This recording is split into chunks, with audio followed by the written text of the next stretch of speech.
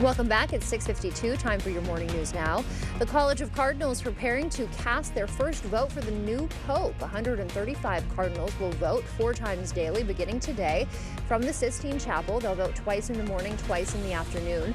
Ballots are burned with smoke signaling results. Black means no decision. White announces a new pontiff.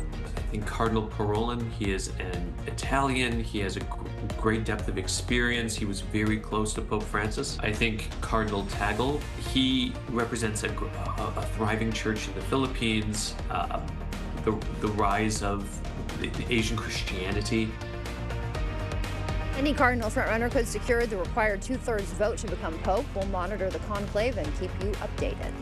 New this morning, assisted living residents in Holmen were evacuated overnight after a fire. Fire officials believe a faulty air conditioner sparked the blaze. At Hope Stay Assisted Living off of Circle Drive around 2 a.m., crews from Holmen, Onalaska, and La Crosse responded. Canadian Prime Minister Mark Carney met with President Trump at the White House yesterday. Among the topics they discussed, President Trump's recent push for Canada to become the 51st state. Prime Minister Carney stated firmly during that meeting that Canada is not for sale. The Supreme Court will allow President Trump to implement his ban on transgender people serving in the military. The justices granted an emergency request from the administration to lift a nationwide injunction blocking the policy while litigation continues. According to data, there are just over 4,000 transgender people currently serving the U.S. military. A shakeup could be coming to Wisconsin ballots as a push to revive fusion voting heads to Madison. Under fusion voting, candidates can appear multiple times on the same ballot representing different parties. Wisconsin banned this practice in the 1800s. Supporters argue fusion voting would strengthen smaller parties and reduce political polarization by encouraging coalition building. This is a way for that minor party to build support, to get its name out there, and across time to become a major party. Critics say fusion voting could confuse voters.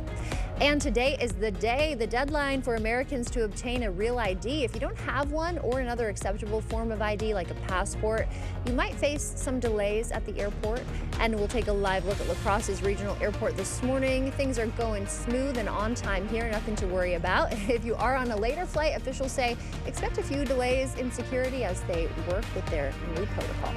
Very confident that we can thread the needle of both enforcing the law while also minimizing impacts for folks who may face additional wait times at the airport. In extremely rare circumstances, if we cannot identify or validate your identity, denial. A passport is still necessary for international travel. You know those signs?